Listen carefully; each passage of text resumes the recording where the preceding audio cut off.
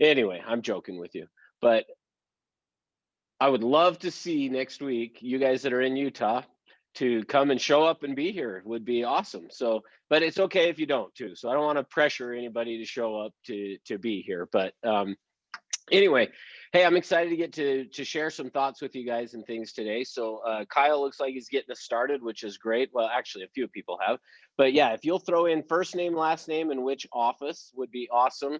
Because I know we've got some from California as well, and I don't know which office everyone's is from. So uh, yeah, Kyle, let's get those antibodies. I know I actually went and gave blood yesterday because they test for the antibodies if you go give blood at the Red Cross. So I'll be curious to see if it comes back positive, which I've done that actually as soon as they announced that, which was, I think, in July. I have gone and done and given blood every 8 weeks or whatever the time frame is that you can, because I initially thought maybe we had it back in early February. So I went and did that to get tested for antibodies, and it's come back negative every time. So it'll be interesting next week to see if all of a sudden I'm positive for it. All right. Well, hey, excited to get to share some stuff and some thoughts with you guys. So we're going to go through and we're going to be talking about activities management. Now, activities management is really kind of just a sly way of me of saying we're going to talk about time management. But if I called it time management, you guys wouldn't have showed up for the class. So that may not be true. But anyway, we're going to go through and talk about that, but we're going to do it specifically in terms of real estate. Now, here's the cool thing with this. In terms of real estate and time management, so this is the principle I'm going to start off with. There is no correlation between time spent at work and productivity. So ultimately, keep in mind what we are going to be talking about today is your productivity level and how to track if you are being productive or not. And so I'm going to give you a process that you can know how productive you are being while you work. I had mentioned to you guys on, was it yesterday? I don't even remember. Yeah, yesterday now, that I had talked about how coming into real estate and I was doing 50 contacts a day and I would go home feeling like I had been very productive and I had done all this work. And I would go home feeling that I did. But when I learned this process that I'm going to give to you guys today in terms of tracking your time and keeping track of what you are doing with your time, what I found was that I was not being very productive with my time at all. And once I started to then understand what I'm going to show you today and started to implement that then into my business, all of a sudden I became very productive and I started to make a very larger income as a result of that. Now, we talked yesterday about how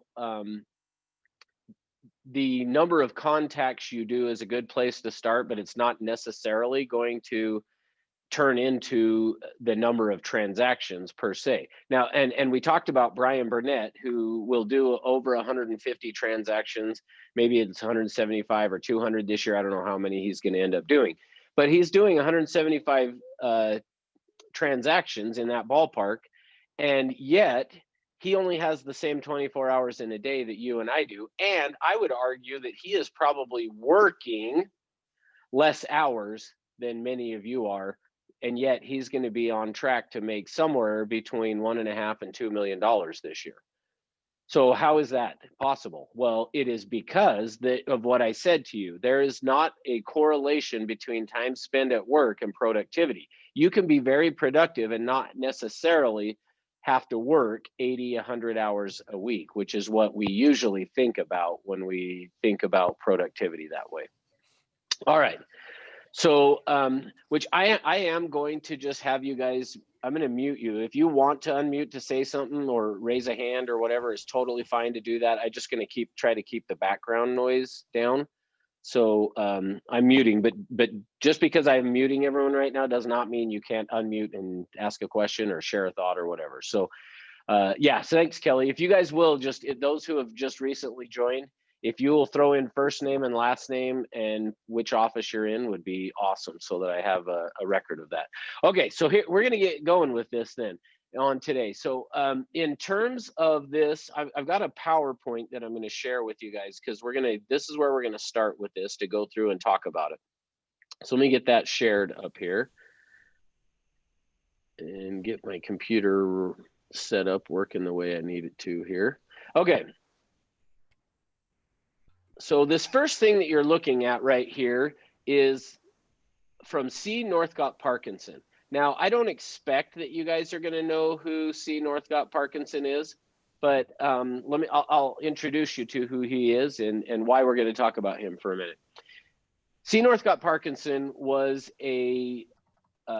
working on his PhD thesis during the 1930s. So back in 1930, he's working on his PhD thesis. And in the process of him working on that PhD thesis, he was studying for part of this PhD that he was working on. He was studying the ships in the port of Southampton. And as he did that and came across with this, sorry, I'm going to mute you, Kat. I got a bunch of background noise.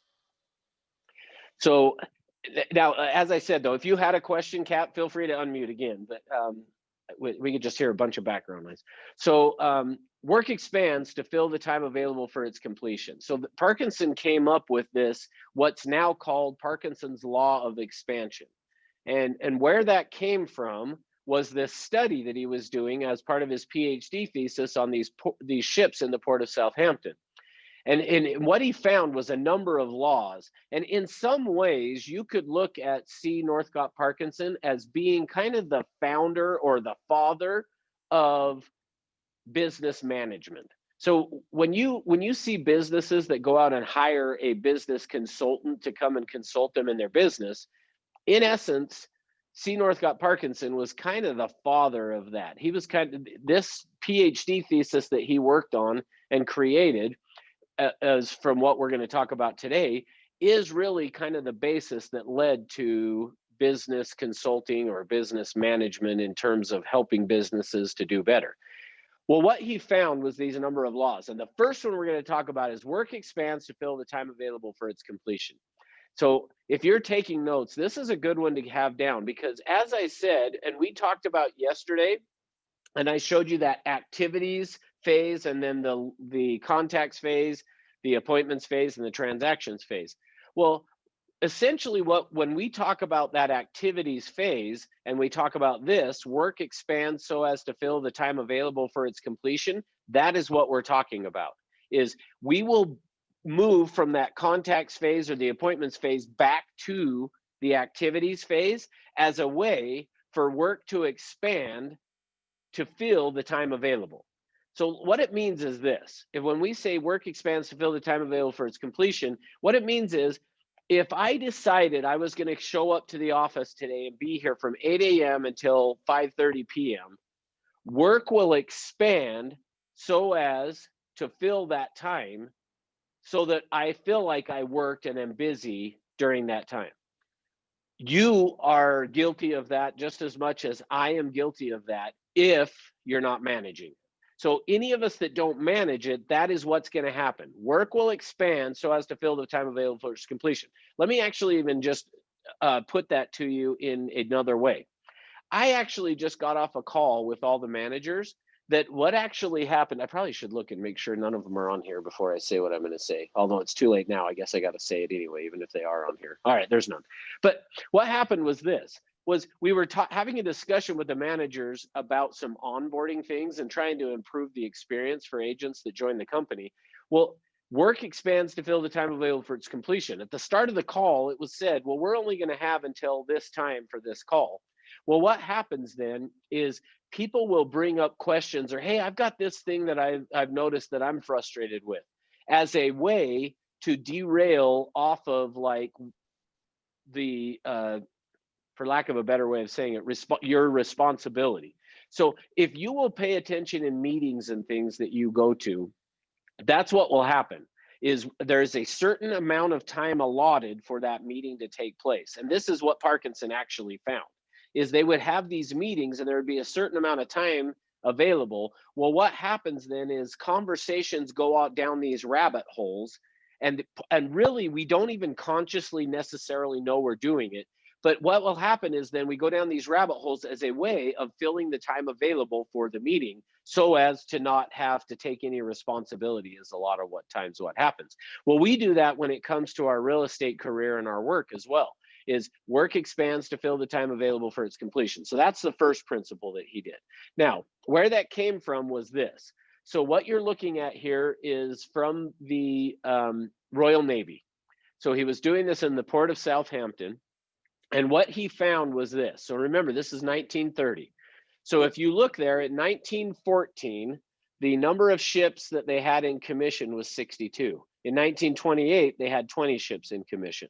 In 1914, 146 officers and men in the Royal Navy. And then in 1928, they went down to 100,000. So look at what's happened. The number of ships went down 67%. The number of men went down 31%. But then watch what happens on the other side. This is where he noticed, but in that time, they went then from 57,000 dockyard workers to 62,000. Now you look at that and you go, why would you go from 62 ships to 20, but then increase the number of dockyard workers that you have?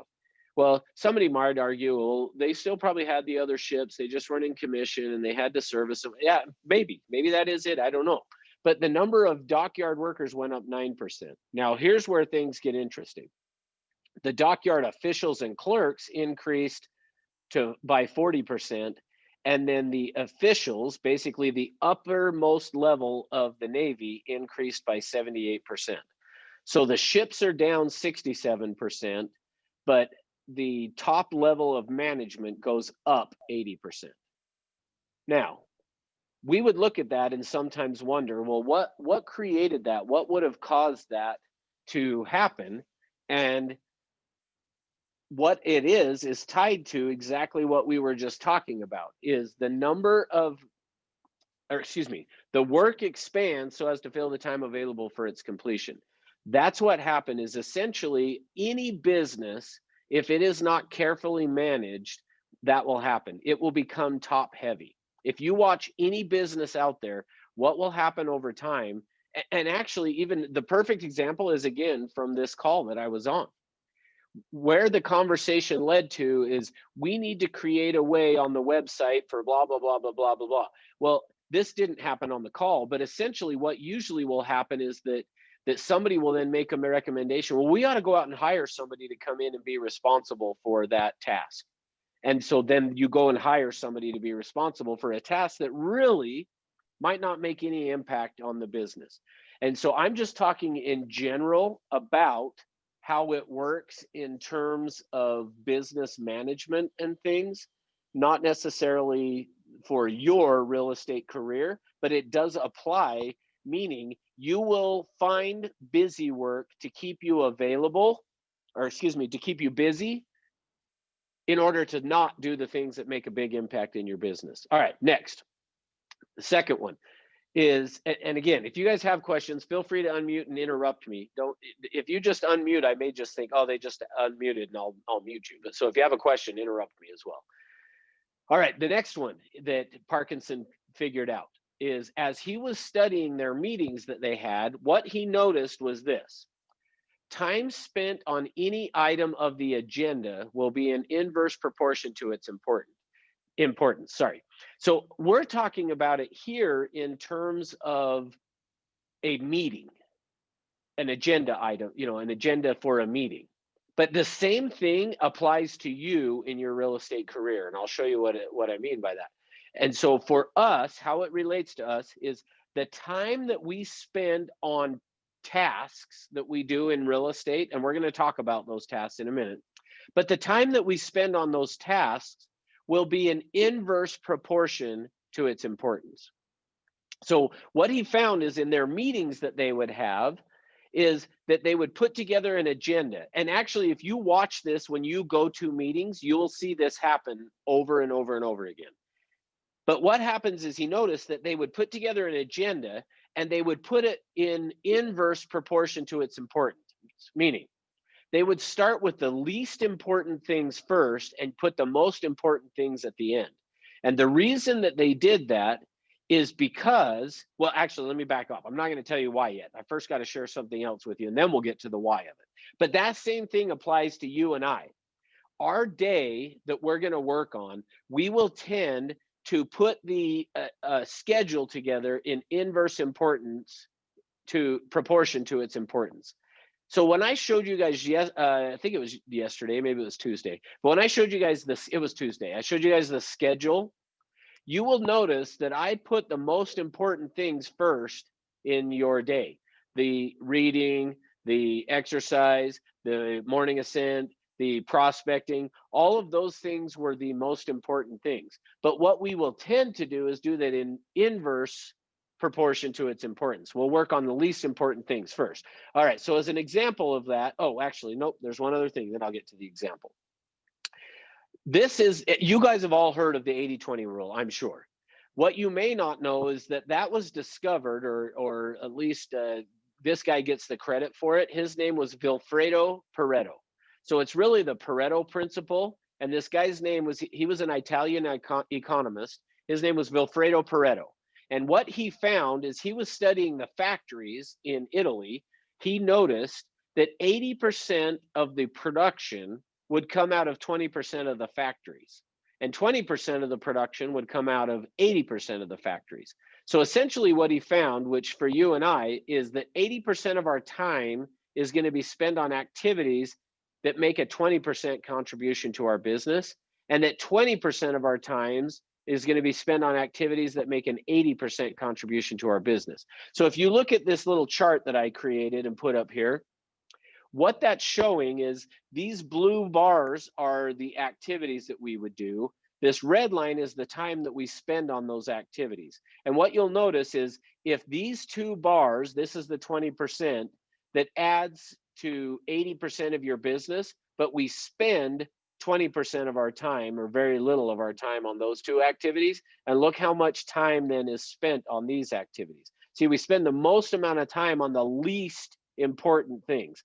Back to the what Parkinson came up with, that law of triviality. All right, so here, let me give you the example now of what this looks like and how this law of triviality works. The Boston School District. So this, what I'm sharing with you, came out of the Wall Street Journal. So the Wall Street Journal did this study, and then they shared it. And I'm not going to tell you the name of the study because it'll ruin the punchline of what I'm showing to you. And so any of you that have been through this class before, which I believe, as I look through and look at the list here real quick, I'm pretty sure that Philip has. So Philip, don't share. If anybody else has been through this class, don't ruin it until I'll let you give the right answer, but wait till the end. So okay. This, what's that? I said okay.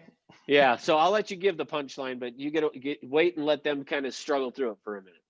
So all right, so the Boston School District. So they did a study, the Wall Street Journal. They published this, and what they found though is they were looking at the Boston School District was having their board meeting. Now, who makes up the people on a district board, the Board of Education? Who are the people that end up there? Elected people, usually that have been in education. Well, you'd hope anyway. Okay, good. Thanks, Julie. So yeah, typically they're elected people. Some of them are going to end up having been in education, but who else shows up on these? Who else gets elected to them?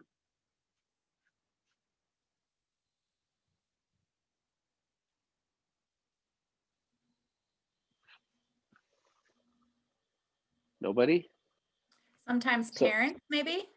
Okay, good, Leslie. Exactly right. So Christine said local business owners. But typically, yeah, it's going to be usually the parents. It's people who are like, hey, I want to get involved and make sure that my kids are getting the best education they can. So typically, it ends up being educators, meaning school teachers, or people who have been administrators, and parents is typically who ends up being on these school boards. Well, on this study that the Wall Street Journal did, they went through and they looked at a meeting that this Boston School District was having. Now, there were two items that they were looking at on this agenda. So this meeting that they had was supposed to be a 1-hour meeting. There were two items that were going to be discussed on this agenda. And They didn't do it the way I put it up here. In fact, I probably need to switch that because they did it just the opposite of this, meaning this is how it should look on an agenda. Is if you were going to be talking about a $1.5 million item and a $200,000 item, you probably should spend the time talking about the $1.5 million item, not the 200,000. But they did it the opposite of that. So the $1.5 million item they were talking about was going to be an annex at a school or something. So they were talking about annexes. And the difference between the high bid and the low bid on that $1.5 million item was 200,000. They took the high bid, meaning they spend an extra $200,000. Now, the other item was a $200,000 item, and the difference between the high bid and the low bid on this one was $10,000. But now here's what's interesting. So I just gave it to you basically in the order that they should have done it, but the way they did it was not that. Instead, what it looked like this was this. It was a 1-hour meeting. They had 2 items on the agenda. They first talked about the $200,000 item. They spent 57.5 minutes of a 1-hour meeting talking about the $200,000 item, and at the end, they saved $10,000. They then spent 7.5 minutes, the meeting went over. They spent 7.5 minutes talking about the $1.5 million item, and then they that annex, and then they took the high bid. Now, here's the question for you guys that I want to know. Now, if you know the answer, don't share it. But what do you think they spent 57.5 minutes talking about? What would you guess? Saving money. Okay, yes, but on what? They talked about a specific item.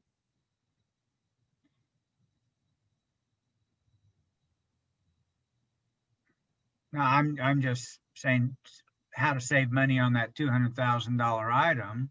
Yeah, you're right. That is exactly what they did. But what was the item that they spent 57.5 minutes talking about? Yeah, I don't know. Maybe arts, sports programs, or something that they felt like they could cut. I don't know. Okay, good, but that was not what it was. Simpler. Playground equipment. Simpler. Somebody said school supplies. Yes, but which school supplies? Paper. You're halfway there. Paper. What is it, Philip? Toilet paper. That's right.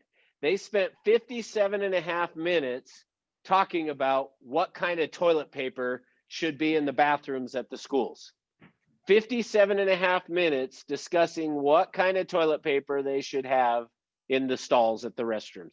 Now, they spent 57.5 minutes doing that. And then, like you said, Kelly, they argued and saved $10,000 by going with the single ply. I don't know what kind they chose, but they spent 57.5 minutes discussing this to then end up choosing something that was lesser. And then they spent 57.5 minutes talking about this annex of which contractor they were going to choose.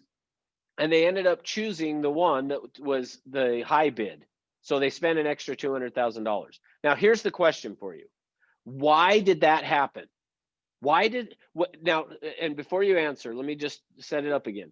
Remember, what we're talking about is the law of triviality. We will work on things in inverse proportion to their importance. But the question that I have for you is why? Because this applies to you in real estate, whether you recognize it or not yet. It applies to what you will do if you don't manage it in real estate. Why did they spend 57.5 minutes, for you guys that are old enough, squeezing Charmin to make a decision? And why did they only spend 7.5 minutes to make a decision on the other item? I think it's scary maybe to look at the bigger issue, and nobody wants to be like held accountable for the bigger issue, but everyone can be accountable for toilet paper. Perfect. Yeah. So why? You're right on, Julie. Why though? Why were they worried about talking about the bigger item? I guess because no one wants to, like, if it goes badly, no one wants to be like, yeah, that was my choice. That would be my answer anyway. Good. You're right. Yeah, you're on the right track. Absolutely. Anna put it in the comment. So, okay, perfect. Yes, thank you, Anna. I just was looking over to see that. Yeah, they knew more about the toilet paper. That's right. That's exactly what it is. See what it is, and this same principle applies for you and I. So this is why I'm sharing this, is to make sure you guys understand the principle that we're talking about here. The principle is this. Every one of us is familiar with toilet paper. Every one of us is very familiar with it. So we can argue effectively about that. Sorry, Nina, I'm going to mute you because I hear me echoing in the background there. So every one of us can argue effectively about toilet paper. Every one of us could do that. But how many of us have worked on a bid for a $1.5 million building, and how many of us understand all the zoning codes and earthquake codes and the safety codes and the this and that? And let's take it one step further. Remember who's on the board. These are just everyday parents and typically teachers who probably don't know all this stuff about construction. And so in their mind, we could argue effectively to save $10,000 on the toilet paper, but we don't know enough to argue. And I think what Julie said too, I don't want to be responsible that we went with a lower bid on the safety of our children. Like at the end of the day, that's kind of what it comes down to. But the bigger issue and what applies to you and me in real estate, and the reason we will work on things in inverse proportion to their importance, is because what happens is we are familiar with the things that are not scary, and we're least familiar with other things. So in terms of you and real estate, what are the things that you are most familiar with?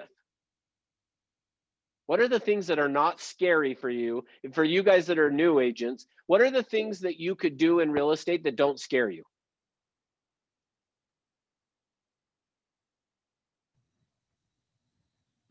Okay, showing houses. That's good. I like it, Corbin. Okay, what else? I'm a landlord, so like hooking someone up with a lease option. And we're Okay. like talking about, I used to be a lender, so like talking about loan options. I can do that too. But Okay. there's a lot that's scary, Russ. Okay, good. What else? What are the think other just- things that are not? Go ahead, Kelly. Just gathering information, all the classes, I mean, that stuff's all easy, That's right. and that's way in my comfort zone, where getting on the phone with people I don't know is not so much in my comfort zone. Boom, you got it. That's exactly right. So look at that. Think of it this way. When I had drawn up here yesterday, that activities, the contacts, the appointments, the activities things, those things there, learning how to get on the MLS, learning how to fill out a contract, going to Morning Ascent, doing role play with Rick and Ruby, doing this class, all of those things are things that are easy and they're not scary. Nobody's going to challenge us on anything that way. So here's what I'm saying is, if you don't manage it, you will fill your day with those type of things and leave out the most important things that then are going to make you feel like, well, hey, I had a really good productive day. Like Russ taught that class and it was really good. And then after that, I read that email that came in about some changes that the board is making. And I went through and I reviewed the contract so that I'll know what it means if I need to explain it. Like all of those things, we can go home at the end of the day and feel like, oh, that was a good day. Like I accomplished some good stuff. But remember I started this whole thing of saying time spent at work is not the same thing as being productive at work. And so that's the challenge. So then, which Kelly already brought it up, what's the things that we're least familiar with? Well, the stuff that's actually going to drive money into our account are the things that we are typically, for the most part of us, is we are least familiar with and scare us the most, is what ends up usually happening. Is those are the things that are going to get in our way and keep us from doing things. Yeah, in fact, Christine said rejection. Exactly. That's exactly what I'm talking about. Kat, yeah, making business cards. Perfect example. We might spend the entire day getting the perfect business card that we're going to give to people, and it's so perfect that they might look at it for an extra 1 second before they throw it in the trash, right? That's kind of how we do it. Okay. All right, good. So with all of that in mind, I'm going to share with you now. Now with that background, we're going to now get into what do I need to do and how do I go about keeping track of this so that I can be productive with my time, because that's the idea of what we're going to talk about today, is how for you to be productive. All right, is there a question or a comment, Nina, or no? All right, I'm going to mute you then. You can unmute again if you need to. All right, so we're going to talk about what I call a tip analysis. Now let me share with you what that looks like. So I'm going to give you this tip analysis, but before I do that, I want to give you the background on it, because remember yesterday I talked to you guys about how I went from making contacts to setting appointments, and then my business doubled the next year, and almost doubled the next year. Well, part of what helped with that was this tip analysis as well, is I learned this process as well at that same time. And the idea behind this tip analysis is for you to know how productive was your day. And don't feel bad though, because not every day is going to work out the way we want it to. So don't judge, even a week of doing this tip analysis, don't judge yourself too harshly on that, because it may not necessarily tell the story from a week. But if you will do it for a month, you'll learn what's going on in your business. And in fact, here's what I always say. If you came to me and you said to me, hey, Russ, I want you to coach me, help me get my business up and running, the first thing I would do to you is, or have you do, if I had not explained this to you, is that I would explain it to you. Then after that, I would say, okay, now go keep track, and then let's get together in a week and let's take a look at what happened, because this tells a story. And in fact, I ran into a while back a guy that I trained in this almost 15 years ago. In fact, he might have even been like the very first time I ever taught it. But I ran into him recently and was talking to him, and I asked him, hey, do you ever use the tip analysis? And he said, I still use that in my business. He said, believe it or not, what happens is if I feel like I'm off track or I see a dip in my business, I immediately go back to the tip analysis, because it tells the story. So what I'm going to give you in terms of this, which is why we call this activities management. If I'd have said time management, you'd have been like, oh, but here's the thing. If you will do this and keep track of your time, and I'm going to even give you the resource to do it here, but if you will do it, it will tell the story. And after a couple of weeks of you doing this, and to some extent, even after the first day of you doing this, you're going to be able to see, whoa, I can see how I'm getting off track now. Okay, so let me explain what it looks like here. This tip analysis. So the T in tip stands for total time. So part of what you have to do is you have to keep track of the total time that you worked. Now, like I said, I'm going to give you a sheet and I'll show it to you here, and then I'll share it in the chat box. And then I know some of you aren't going to get it in the chat box. So then you guys can throw in the chat box your email address and ask me to send it to you, and I'll send it to you. But you want to keep track of the total number of hours worked, and you'll see why in just a little bit. So we're going to have to keep track of our total time. The I stands for indirectly productive. So I is indirectly productive. It's not productive, but it actually is indirectly, and it's going to lead us to the productive time. And I'll show you what that looks like here in just a minute. The P equals productive time. So you will hear me throughout the day, which I really should label this class as being the potty talk class or something, because first we've already talked about toilet paper.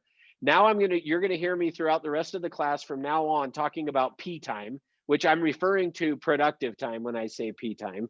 But just know that when I say P time, we're talking about the time you spend at work, which is going to be productive. And then the last one that's not listed in this tip analysis, just because it wouldn't fit very well, is N, which is non-productive.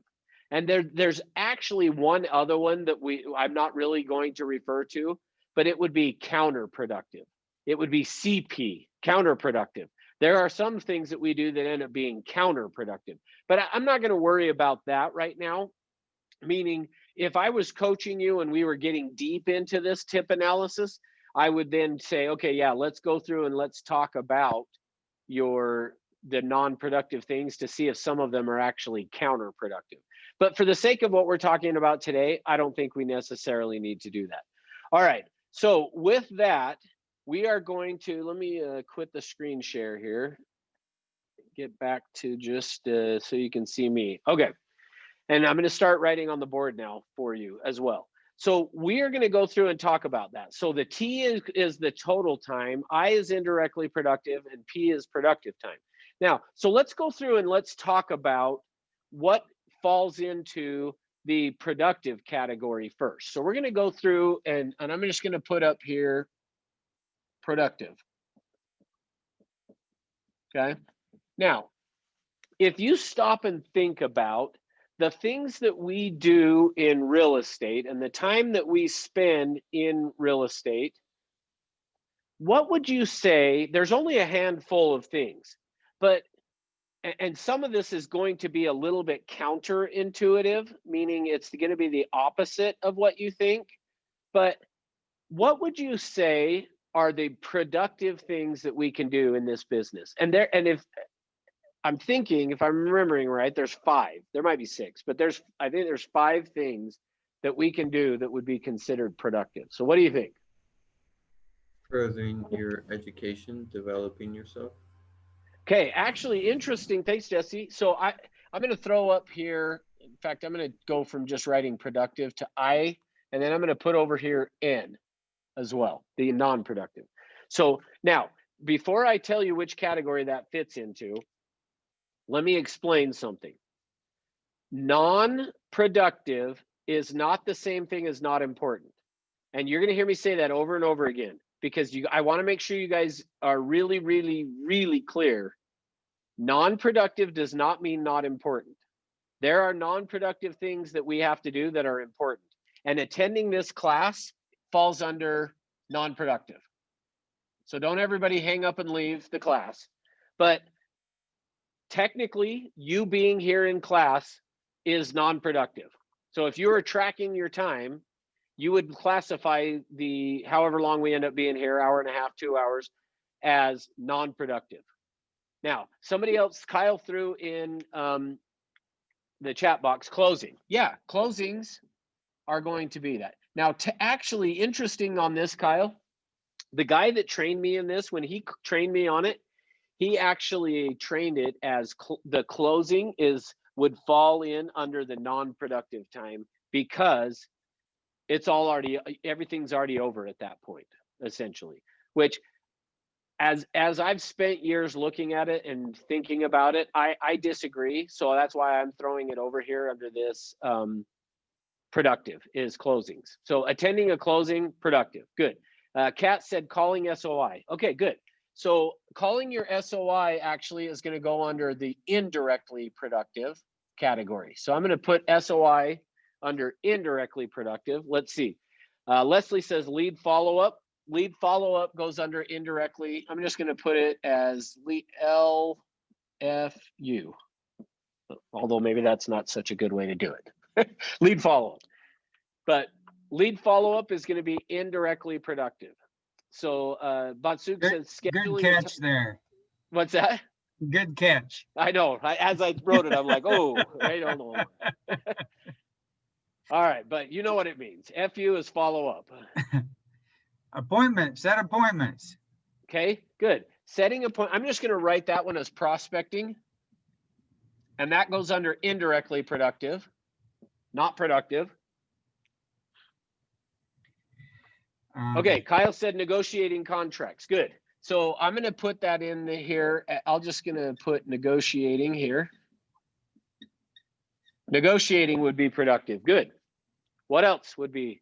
There's like I said, there's only a handful. How about attending an appointment?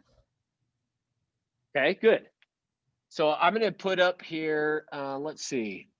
I'm going to put it up both ways. I'm going to put listing appointments and buyer appointments.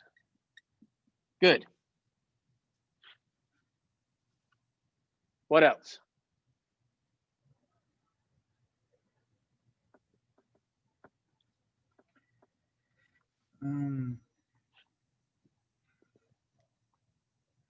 I think there's only Price one reductions. Price Good, reduction. perfect, good. I was thinking I might have to help you guys with that, but good. Price reductions. Let me look at this and make sure. I think that's it. Yeah, essentially that's it, unless you guys come up with a different one. So Leslie said open houses. I'm going to throw that under the prospecting category. Go ahead, Philip. Showing homes. Oh, thank you. That was the one I was missing. I was looking at it going, I think I'm missing something. All right, yes. So showing houses, but there's a key caveat to that. I'm going to put in here in parentheses BB for buyer broker. Showing homes to somebody who has signed a buyer broker agreement. Thanks, Philip. That was the one I was forgetting. Essentially, that's it. Those are the productive things that we do in this business. Everything else is going to fall under prospecting, because even lead follow-up is technically prospecting, SOI calling, prospecting. Ultimately, I could just, in fact, I'm going to, so that I get rid of my FU I wrote on the board. I'm going to erase that. And essentially, prospecting is indirectly productive. That's going to include your open houses, calling your SOI, just listed, just sold. All of those things are what I'm going to classify as indirectly productive. And then everything else, anything else you guys could think of. Somebody said earlier something about making flyers in terms of like things that we're comfortable with. Yeah, that would go over here. Flyers, advertising. All of those things are non-productive. Now, again, I'm going to say this a number of times early on just to make sure you guys get it. Non-productive is not the same thing as not important. Just like I was saying, of this class would fall in as non-productive, but that doesn't mean you shouldn't be here in class and shouldn't learn things. It just means you got to make sure you're keeping track of where your time is being spent so that you know how much time you are spending.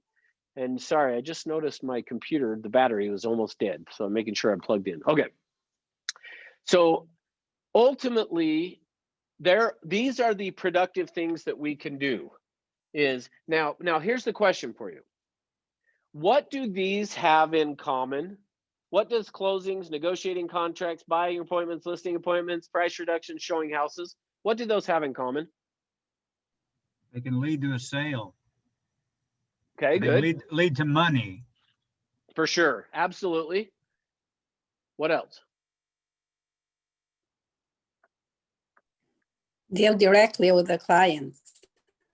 Okay, good, love it, thank you. That's right. So the first thing, so this is a two-part thing.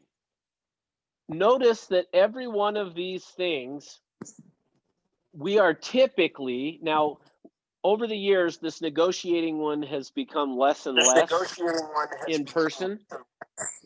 I'm getting the echo again. All right, the negotiating's become less and less of an in-person thing, but just know that essentially you go to a closing, you're sitting face-to-face with your client. You go on a listing appointment, you're face-to-face with your client. Buyer appointment, you're face-to-face with the client. Price reduction, you're face-to-face with the seller. Showing houses to a buyer, somebody who signed a buyer broker, you are face-to-face. The second piece, Kyle just put in the chat box, which is exactly right, is you're going to ask for a signature on every one of these things.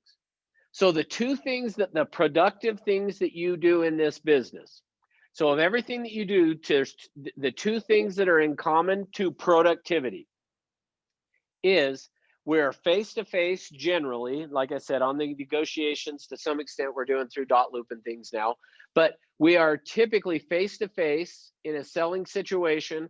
And the idea of the appointment is to ask for a contract signed. They're signing contracts. They're signing contracts. At a listing appointment, they're going to sign a contract. The buyer appointment, they're going to sign the buyer broker. Price reductions, they're going to sign a price reduction. Showing houses, the idea is to get them to write an offer. And so every one of those things is going to lead to somebody signing a contract. That's what makes them productive. Now, with that in mind, let me introduce you to this next piece of this. So part of why when I keep saying to you over and over and over again, that non-productive is not the same thing as not important. So don't hear that. Even though I know I can say it to you guys 20, 30 times today, productive is not the same thing as not important. What we're saying is it's not indirectly productive and it's not productive, therefore it is non-productive. And I'll show you why that is in just a little bit. But the main thing I need you to understand is that we still have to do these things. You're still gonna have to make a flyer. You still got to go to classes. You got to get put together some advertising. You got to order business cards. You got to get on and learn how to do the MLS. You got to learn contracts, and you got to do all that stuff. But just know that those are non-productive. And what I mean by that is, remember I started this whole thing talking to you about the law of expansion. Work expands so as to fill the time available for its completion. See, we can spend our whole day doing these non-productive things, and at the end of the day, we can feel like I worked really hard. I accomplished some really good things. I made a CMA, which, by the way, that falls under here as well, doing a CMA. I did a CMA. I read through the contract. I know how to feel. I'm comfortable. Great. That's awesome. But at the end of the day, how productive was it? Because see, at the end of the day, what's going to determine the amount of money you make in this business is how much time you spend doing these things. Well, now, unfortunately, how many of these things can you do without doing the indirectly productive? Yeah, Jesse held up his hand for nothing. Yeah, you are not going, if you don't ever tell anybody that you're in real estate, you are not going to do any of this stuff. So we have to go and let people know that we're in real estate through this prospecting, which is indirectly productive. So think of it this way. If I were to draw this out, let me make sure I'm in a spot that you can, on the board that you can see. All right, if I were to draw this out, this line is what we would consider to be non-productive. This line is what we would consider to be the productive line. So up here is non-productive. Down here is the productive line. This is going to be indirectly productive that then leads to productive time. So think of it as, and I like using the idea of like train tracks right here, which I probably should do it more like this then if I'm going to do train tracks. Because remember yesterday I talked about prospecting on 2 parallel tracks, now and in the future.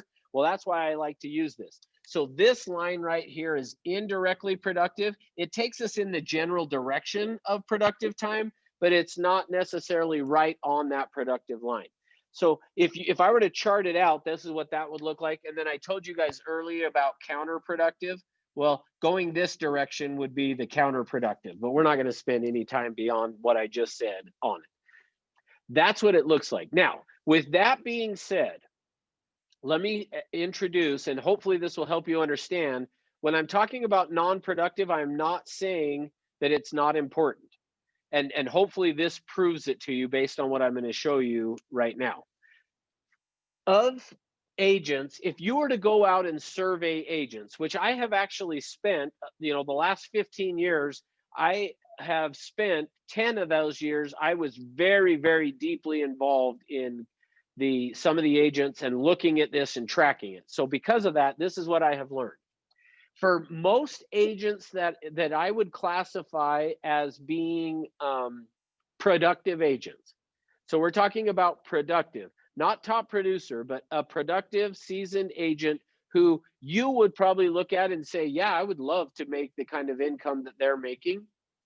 Typically is productive around 11% of the time. They are 11% productive.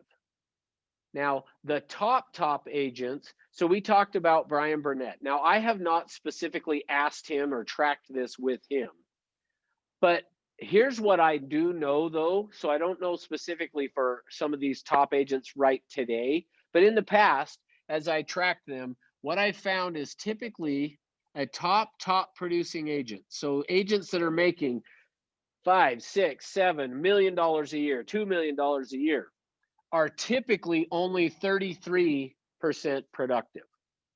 Only 33% of their time is spent productively.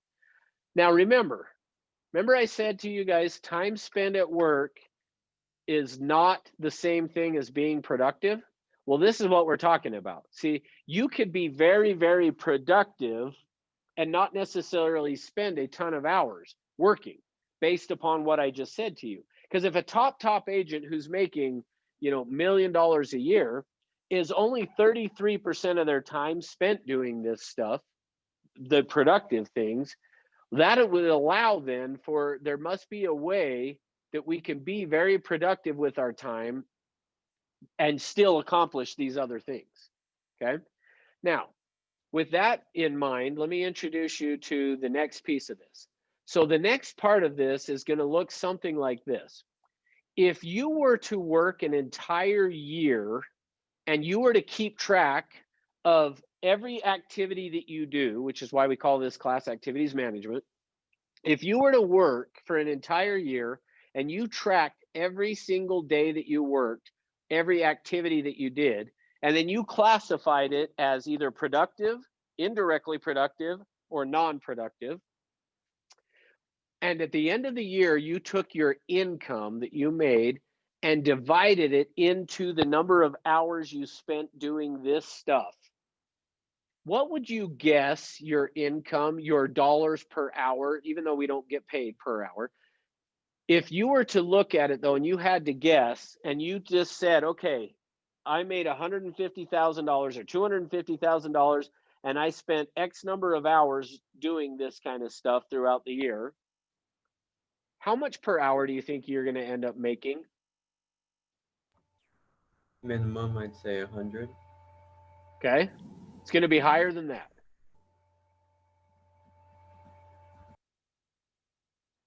What other thoughts? What other guesses? 500. Probably something like Now that. you're getting there.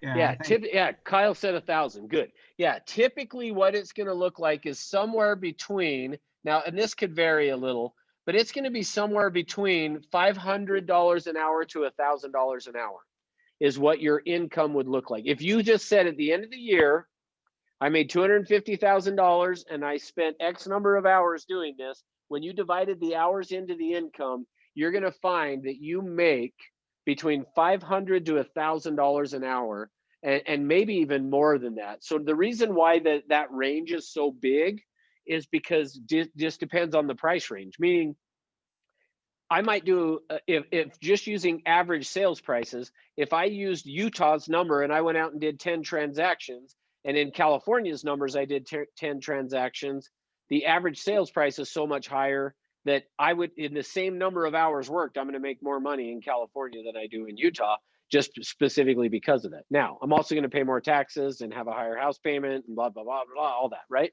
But you would typically see you're going to make between $500 and $1,000 an hour. Now, remember I keep saying to you, non-productive is not the same thing as not important. Well, let me show you why that is. Because is making a flyer important? Is doing a CMA important if you're going to go on a listing presentation? Yeah, obviously it is, right? But what you are going to find is, outside of going to classes, could you pay somebody to go put together a CMA for you? Meaning, like, do you have to be the one to do a CMA, put it together before you go present it to a client? No. So how much could you pay somebody to make a flyer for you, to order your business cards for you, to put together the CMA for you, to put together the paperwork for your listing? Like, and for real, like, what do you guys think we would have to pay somebody per hour to go and do that for me? $30 maybe. Okay, good. So yeah, I'm seeing 15 to 20. I heard 30, 50 to 100. Man, Batsuk, we got a lot of people that will come work for you if you're going to pay them $100 an hour to make a flyer. All right, yeah. So typically, Kyle said 15 to 20. So I'm going to just say up here 15 to maybe 30. Let's just say, okay. So now look. So hopefully this is where some of the dots start connecting for you guys, because it is for me where this happened. If you stop and think about the things that you do that are non-productive. Now remember, non-productive is not the same thing as not important. But when you stop and think about, okay, I'm going to be putting together a CMA today, or putting together an advertising campaign or a flyer or blah, blah, blah, blah, blah. Essentially, you're making $15 to $30 an hour. And I don't know about you, but I didn't come into this business to make $15 to $30 an hour. Like, I wanted to make the big bucks. So as you stop and look at that and you go, okay, of the time that I'm spending doing these non-productive things, I'm essentially making $15 to $30 an hour. Versus if I spend my time over here doing this, I get to make between $500 to $1,000 an hour, and could be even higher than that I'm making. Go ahead, Jesse. So how much would it be worth prospecting wise then? Okay, good. So thank you. That's the next place I was going to go. Now, there's not an exact number on this. And what I mean by that is this one's not as easy. Well, I take that back. I guess it is easy to track, sort of. But essentially what you would have to do is say, okay, on my prospecting time, what I would have to do is say, okay, at the end of the year, I made $250,000. How many hours did I spend prospecting to generate that? Now, I recognize as I'm saying that we did that over here and took the number of hours we spent on this and divided into the income. And I recognize that this is not an exact science. But in order for you to get a feel for it, though, typically what you're going to find is your prospecting time, if you took your income and divided into the number of hours you spent prospecting, is going to be somewhere between $125 and $250 per hour. Now, again, that's going to vary depending on how good you are at setting appointments and who you're calling and all that kind of stuff. But just to give you kind of an idea, and thank you for bringing that up, Jesse, because that's what I want you to see, is when you spend your day doing the end time activities, which again, I define the end time or non-productive as anything that is not prospecting or not face-to-face with a client where you're going to ask them to sign something. Anything else you do is going to now be considered non-productive, because at the end of the day, you could go pay somebody $15 to $30 an hour to go do that for you, so you don't have to do it, so that you can spend more time doing this. A lot of times people will ask me, how do I know when I should hire an assistant? And is that what your question was going to be, Jesse? Yeah, perfect. So when somebody says, how am I going to know if I need to hire an assistant? Here's how you're going to know if you should hire an assistant, is when you have to do this kind of stuff. Like, one of the other things we didn't write down over here in the non-productive is once you get a contract accepted, you've negotiated it, now you got to go do all the busy work that goes with a contract. And so as a result of that, how you're going to know is based on your percentages up here. So I'm going to introduce you next to the percentages. So let me see, Kyle's sharing a picture. Let me see what you're sharing here, Kyle. It's a big one, whatever it is. It better not be a virus to my computer, or you're done. Just a picture I drew. Okay, I'm just teasing you. But man, it's a big picture. It's 3 megabytes. I got a super smartphone. Apparently, wow. All right, well, while that's downloading, we'll see. Okay, here's what's important is, what is important is this. It's the percentage of time you're spending in each of the activities. So that's more what you guys need to be worried about than even this income level thing here, because here's how you're going to know. Now, remember I started this talking about work expands to fill the time available for its completion. Well, and we want to know, how productive was I at my job and what I was working on today as I did this. Oh, so hang on. I got your picture to come up here. Let's see. All right, Definitely. that's interesting. Cool. Not an artist. Okay. Hey, better than me. That's awesome. All right. So as you look at this, ultimately what we're going to do, and I'm going to show you here in just a minute, is this time tracking schedule that you can use to keep track of your time, because that's where the secret to this is. You got to track it, so that what happens is at the end of the day, you can figure out how productive you are.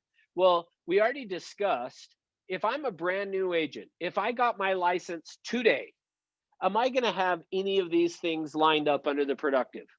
Most likely not.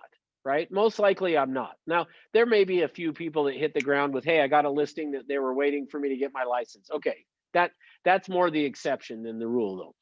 And even if I got that, then now it's gone. What's next?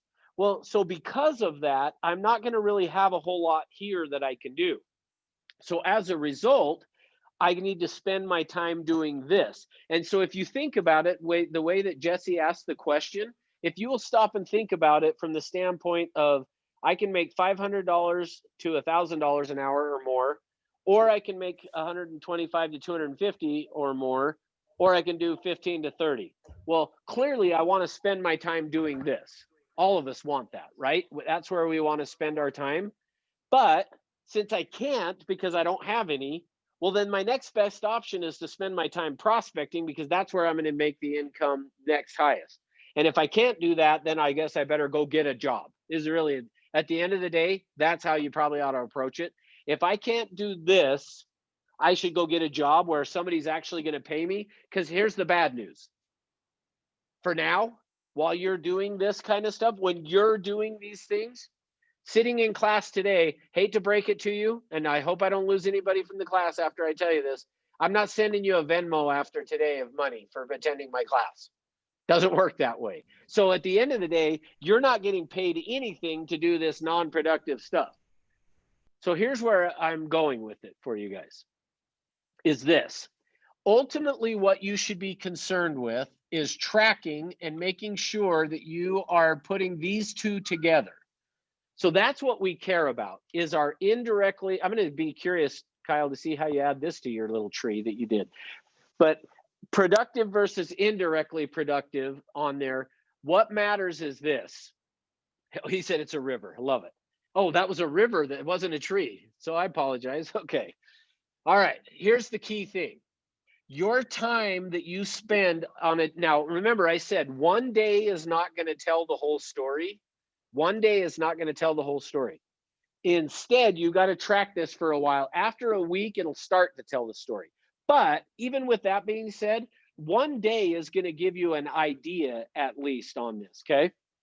But what you want to see is that you should have these two added together should equate to 60% of your time. 60% of your time should be spent between these two areas. Now, remember I said to you, the top producing agents, typically, if you were to come to me and say, how do I build my business to be perfect?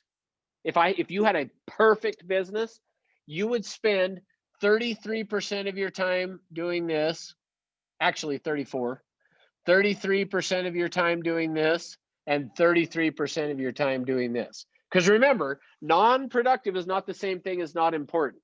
You are still going to have non-productive. I don't care how good you get in this business, you're still going to have non-productive things. Remember, I already told you, these top producing agents that are making $1 million a year are still only typically around 33%. But if you could be ideal, you would be 34% here, 33% here, and 33% here. Now, think of it this way too.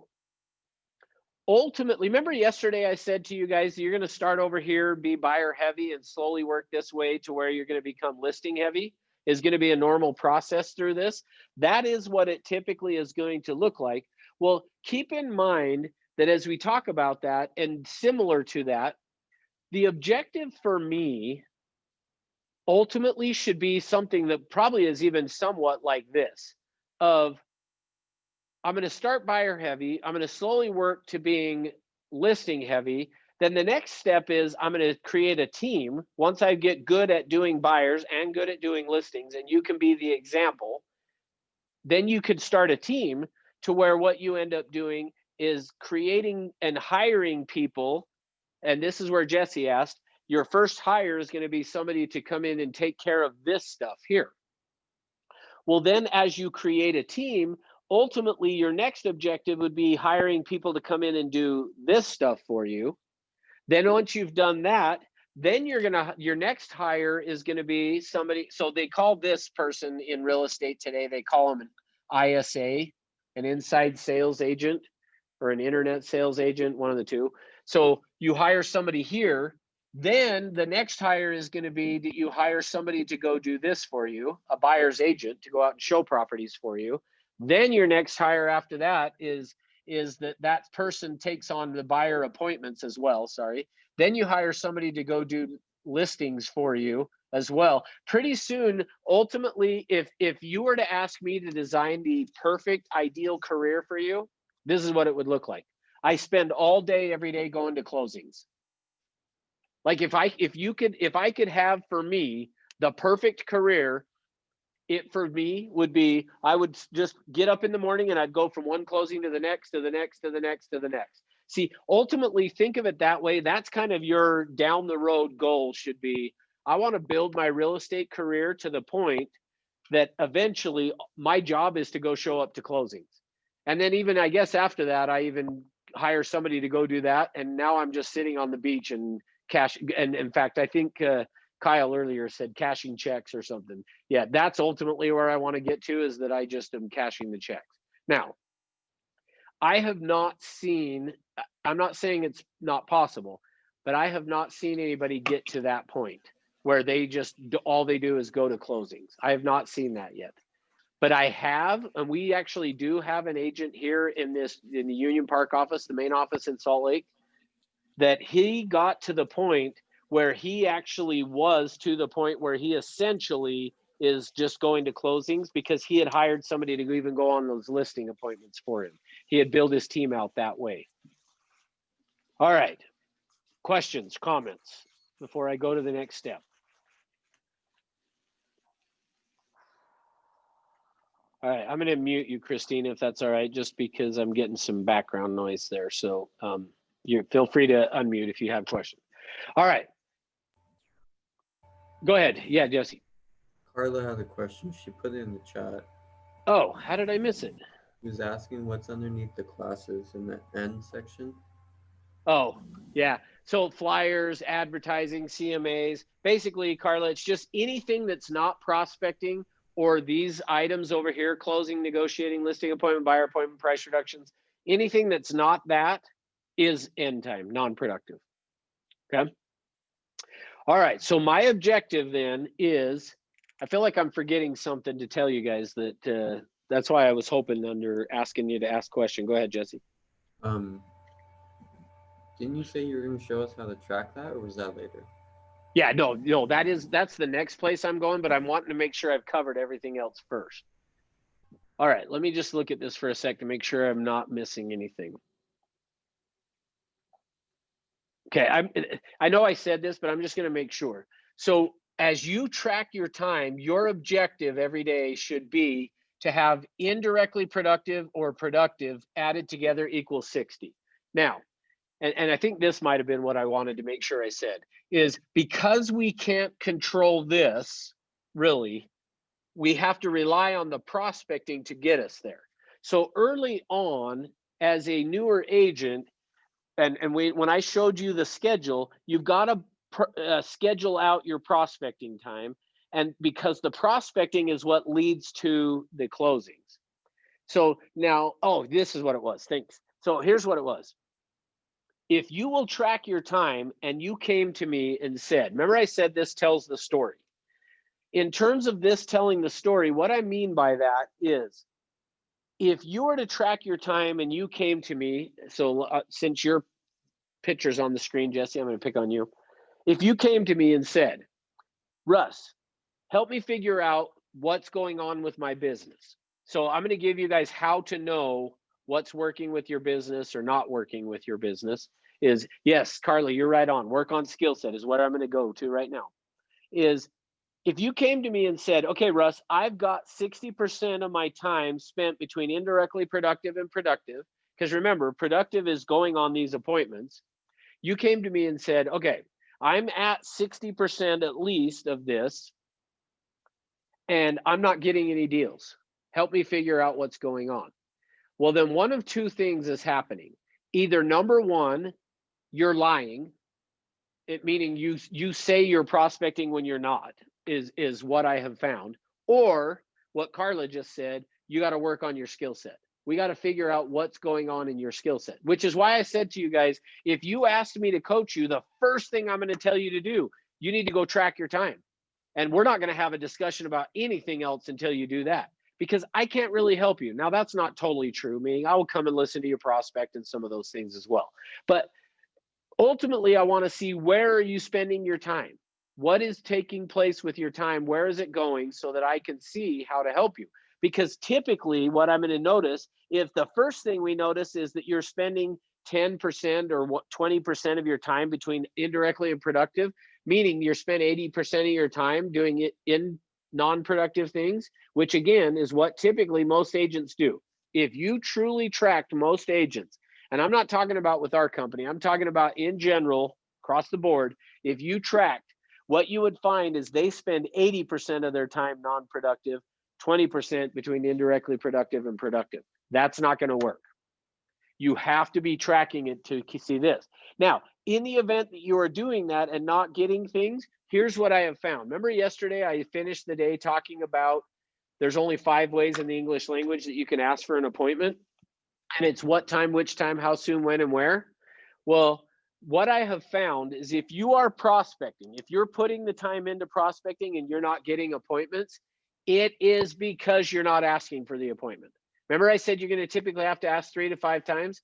What's happening if you're not getting, if you are prospecting and you're not getting an appointment, it is because you're not asking for the appointment, or you're asking one time and then giving up.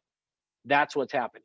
Now, in the event you came to me and said, okay, Russ, I'm getting this and I'm getting appointments, but I'm not getting deals, then I'm going to look at this and say, okay, let's take a look at your appointments you're going on to figure out, are they really true appointments? And if they are, then you're not asking for the business. You're going out on the listing or the buyer and you're sitting down with them and then you're going, all right, well, give me a call when you're ready.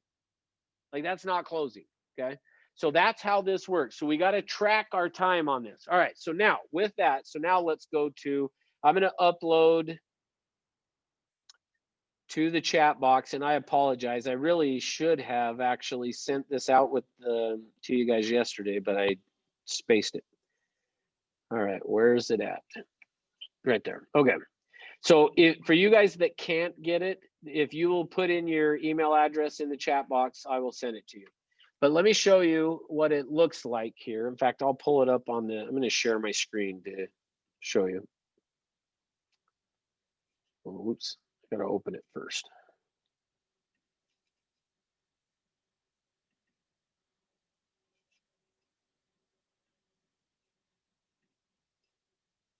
All right, I'm almost there.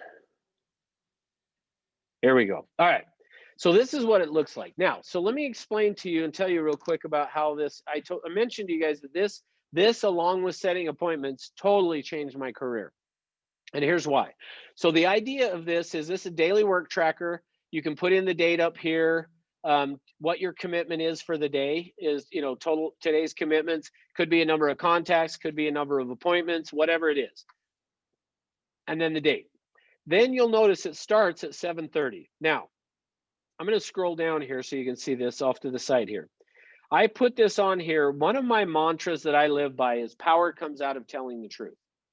I just have that as a mantra. Now, when I say that though, I don't necessarily mean it the way you might understand it when I say power comes out of telling the truth. I don't mean, well, included in that is telling other people the truth. There is power from that as well. But at the end of the day, when I say power comes out of telling the truth, I'm talking about what you tell yourself, is telling yourself the truth. So Batsuk's asking, how do I know that the person is telling me the truth? Yeah, well, actually, that's a whole separate class. The short answer is look at the results. If you look at the results, you'll know if they're telling you the truth. Now, but for you guys, power comes out of telling the truth. You have to tell yourself the truth. Meaning, if you jump on the phone and make one phone call, you'll notice I have this broken down into 15-minute increments. If you jump on the phone and make one phone call in 15 minutes. Now, if you're talking to a person for 15 minutes and it ends up as an appointment, great. But what I'm talking about when I say if you talk to one person is if you made a call and somebody answers and then you go, oh, I got to go to the bathroom. So you leave and go to the bathroom. And then you make the call and you hang up and you go, oh, hey, Leslie, you'll never believe what happened. Let me tell you about this call that I was just on, blah, blah, blah, blah, blah, blah. And she and I sit and talk for 10 minutes. And then I write down for 15 minutes, oh, I was prospecting. See, that's not telling the truth. You weren't prospecting. You prospected for 5 minutes and then you chit-chatted for 10 or went to the bathroom or got a drink or like, I know all the stuff. I've been there.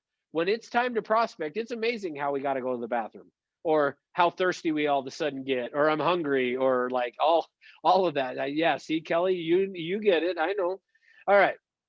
So I'm asking you to keep track in 15-minute increments. Now, let me explain something to you that may or may not know. The way that attorneys get paid is by billable hours. Well, they have to track it every 6 minutes. So every 6 minutes, they have to write down. As an attorney, part of what they have to do is they are responsible. They're told you need to get X number of billable hours.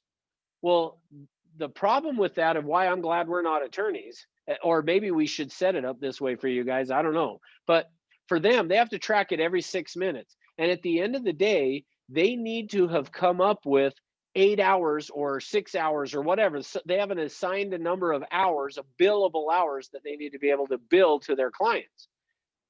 Well, if they get up and go to the bathroom, that doesn't count. They go to lunch, that doesn't count. They go talk to another attorney, that's not billable hours. It's while they're actually sitting there working. So be grateful that I'm only doing this every 15 minutes, not every 6 minutes, the way that an attorney does. But for you, it's the same concept. So what you should do is you should print this off and use one of these every single day for you as you work. And then you'll notice at the bottom here, I've got a T so that you can total up how many total hours did you work, how many hours were I, and how many were P. Now, the reason that I don't have N on here is because it's everything else. Remember I said, anything that is not this or this, sorry, I don't know how well you guys can see me. Anything that's not indirectly productive or productive is non-productive. So at the end of the day, let's just hypothetically say that what happened is that I ended up working, and just for the ease of numbers, that I worked 10 hours. I'm going to put 10 in there as total. Well, how many hours did I prospect? Indirectly productive. Well, if I prospected, let's say for 2 out of those 10 hours, then I'm going to write in there 2. And then how many hours did I do on productive time or P time? Did I do these other things? Well, if it's 0, then I'm going to put 0 in there. But if it's 2, I put 2 hours, whatever it is. Okay. Now, guess what driving to and from appointments is? Which category?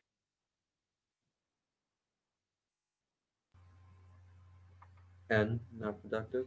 That's right. It's non-productive. Goes in the non-productive category.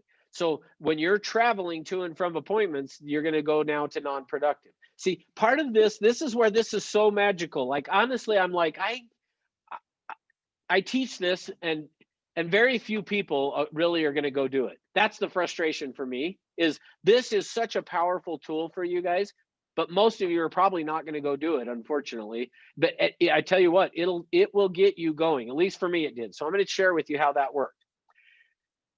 Good. Yeah. Kyle said, make calls while you drive. Now on that one, I'm always a little like, I don't want to get sued. So I have to be a little careful on that one, Kyle. But truthfully, that is what I do know. The guy that I shared with you that is, and I didn't share this part with you.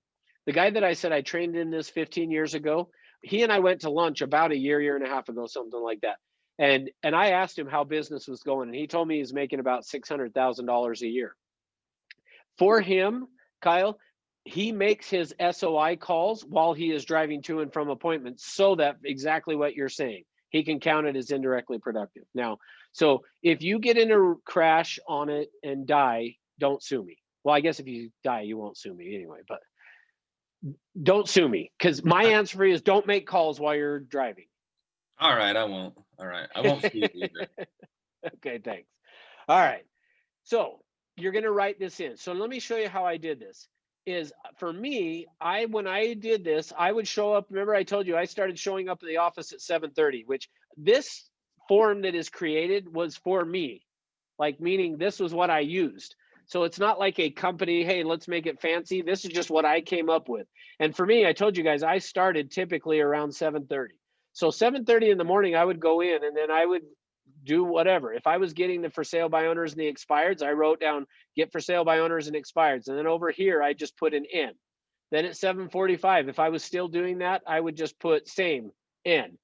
Then at 8 o'clock, calling, prospecting for sale by owners, indirectly productive. And if I did that from 8 until 9, that's what I did. And I would write it in. Now, here's where this became very, very powerful for me. So let me tell you what happened is this.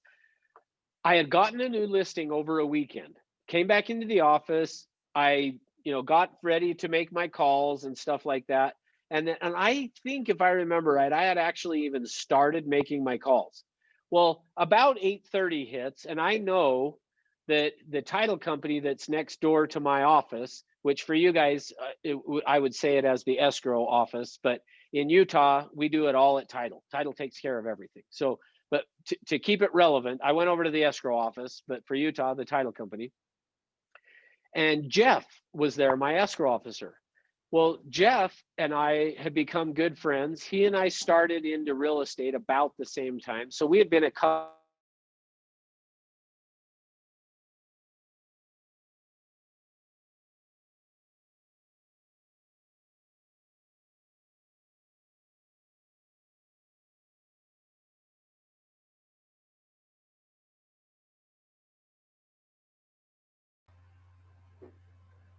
Did we lose him?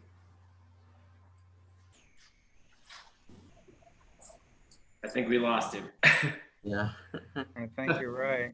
Yeah, sorry guys, my computer kicked me off. I'm gonna get back on. Luckily, I have two computers always going up here, which is probably dumb, but so give me just a second. I'll be back on with my.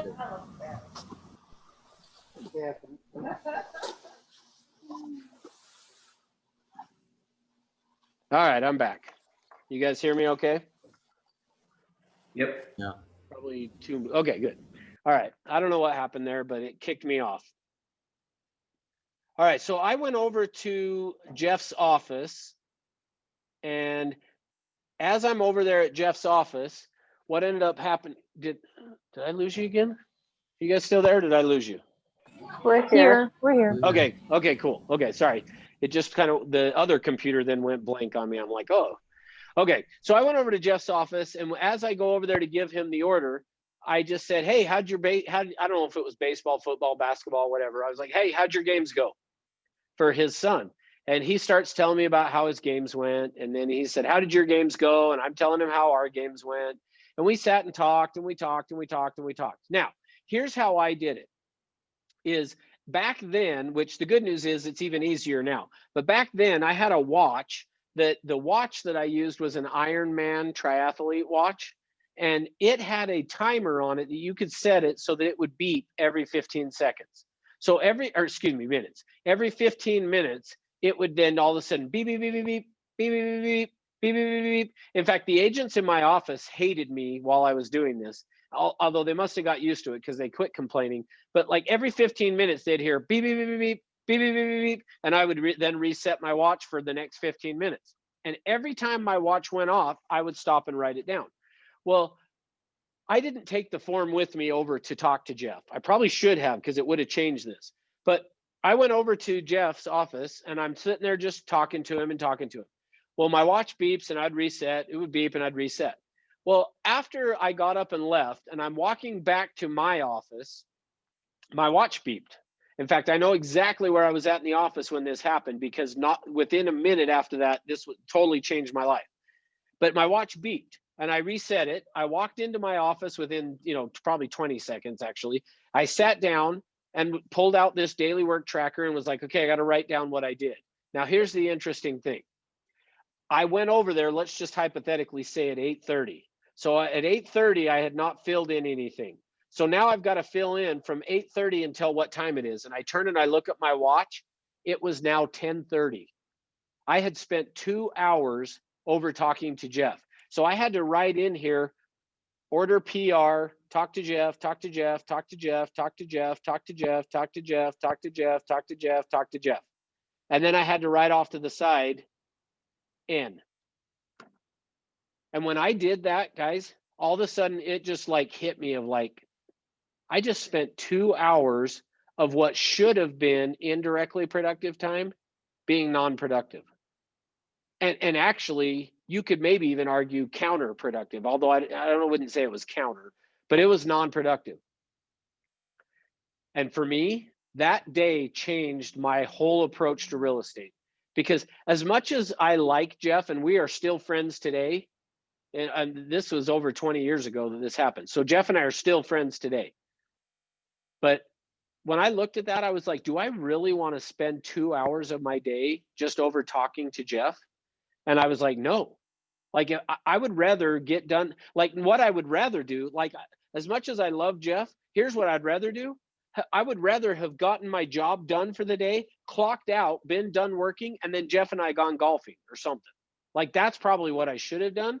But during what should have been the most productive part of my day, or excuse me, indirectly productive part of my day, leading to the productive stuff, I spent being non-productive. It totally changed my life. From then on, when I went over to Jeff, I would say, hey, I would love to talk to you, but let me wait till I get my job done, and then I'll come back and talk to you. Because for me, here's what I learned. So actually, I'm going to quit screen sharing here. Here's what I learned. Of everything that you guys are going to do in a day, this prospecting, that marker's not working very well. The prospecting that you do during your day is the most important. See, you would typically look at this productive time and think, oh, I should spend as much time as I can here. True, you should. But you can't control that. Meaning I can't wake up to tomorrow morning and just go, hey guys, I'm going to go out and I'm going to go to 4 closings today. Like you can't decide today to go to closings today. I can't decide today to go to closings for tomorrow. It doesn't work that way. You have to go and do these other things, the listing appointments, the buyer appointments, the show houses, the price reductions, the negotiate. You got to do all that stuff first. Well, I can't do that either necessarily today, just automatically today. So I have to do my prospecting. The only thing that you have control over is this, prospecting. Meaning, nobody else cares about it. Nobody is going to call you up and say to you, hey, Jesse, I'm a for sale by owner. I was expecting to scream at you today and you didn't call me. How come you didn't call me? They're not going to do that. Somebody's not going to call you and say, hey, my neighbor's house is listed. You didn't call me and harass me about if I wanted to sell my house. Why? See, nobody's going to do that. No other agent in the office is going to walk up to you and say, Molly, why aren't you prospecting? You should be on the phone prospecting right now. You shouldn't be standing here talking to me. They're not going to do that. See, nobody cares about your eye time. Nobody. So you have to.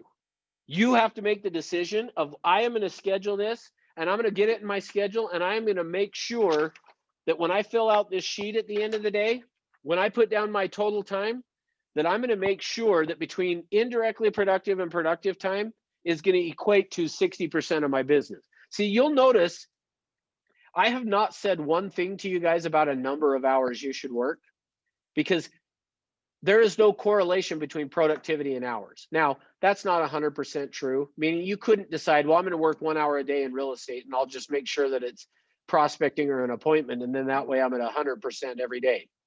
Well, that 1 hour of doing that is not going to work. And the reason it's not going to work is because you're going to have to then do some CMAs and some other things that go with it. So you do have to work enough hours, but I don't know what that is. Meaning it's got to be more than one, but I don't know what, I can't tell you, here's how many hours is the minimum you got to work, but I can tell you this, whatever the hours you're going to work is, you need to make sure that when you add your indirectly productive and your productive time together, that it equals 60% of your time. And if it doesn't, that's the first sign to you you're not spending enough time prospecting. Just know that's what it is. Now, remember I said non-productive is not the same thing as not important. See, I know, especially if you're brand new and you're like, well, I got to learn the contracts and I got to learn the MLS and I agree 100%. You do need to. Just schedule it in and don't let it take up your whole day. Remember, I'm going to bring this up.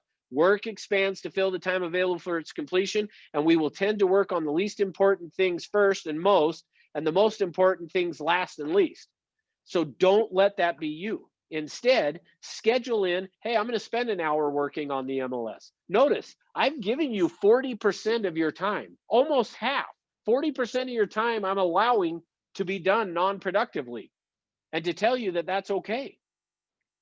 You just got to make sure you put together that schedule and then follow it and make sure you are spending at least 60% of your time between indirectly productive and productive. And if you will do that, you're going to have huge success in this business. You will accomplish everything you want to. But here's what I'll promise you. If you're not making money in the business, start tracking your time, and you're going to find out 80% of your time is non-productive. That's what you'll find out. And the change in it is all you got to do is just decide, I'm not going to do that anymore. And for me, all it took was that day when I filled this out and I had spent 2 hours talking to Jeff, I was like, not doing it again. And then my business took off. Here's the good news. I spent more time at home. I spent more time going and doing fun things because I actually just made sure that when I was at work, that I was doing the stuff that needed to be done, that I wasn't doing the things that didn't. Meaning I wasn't going and spending 2 hours just talking to Jeff. If an agent said, let's go to lunch, like I was, hey, I need to get back to the office. Now, granted, I wouldn't count that as work time if you go to lunch, but I also was like, I got to go get my stuff done because I want to go home. See, to me, I wanted to go home at 3 or 4 o'clock in the afternoon. I didn't want to have to wait till 6 or 7 to get stuff done. So I went and did that, but I put the important stuff first. Put the important things first in your business and then fill in the rest with this non-productive stuff later on. And it'll work for you. All right. What questions?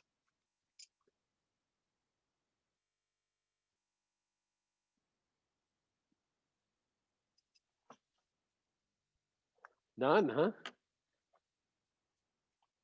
All right. Well, thanks for being here. And like I said, I will print out the chat box and this afternoon, or at worst case tomorrow, I will send you the worksheet. If you don't get it, feel free to shoot me a text or an email and let me know. But I will send it out to you based on who put the emails in the chat box. So thanks for being here. So Monday's class, so nothing tomorrow. Monday's class is going to be needs analysis. So Monday's class is now going to be, or not now, but Monday's class is going to be, we got an appointment, now what do I do with it? Okay, so that you know on this listing presentation and buyer. We will spend most of the time talking about the buyer, and then on, I can't remember what day, let me see. I think on Wednesday, so no class next week on Tuesday. We initially, I was going to do 2 days of needs analysis, but Tuesday is the ESS, the Elevate thing that George is doing. And so no other company meetings can be going on during that. So so we won't do anything on Tuesday. You should be participating in that. It's $35 to go to that and it's from 9 o'clock in California, 10 o'clock in Utah till 12:30. So, and then Wednesday will be the listing presentation. So Monday will be the buyer side, Wednesday's the listing, and then Thursday we'll do SOI. So anyway, that's the plan. So make it a great weekend and stuff, guys. I will be around, but I will see you on Monday, if not before. Well, actually, I'm doing Morning Ascent tomorrow. So I better see every one of you 7 a.m. on Morning Ascent tomorrow. All right. All right, 7 a.m. California, 8 a.m. Utah, sorry. All right, talk to you guys later. Thanks for being here. Thanks, Russ. You're welcome.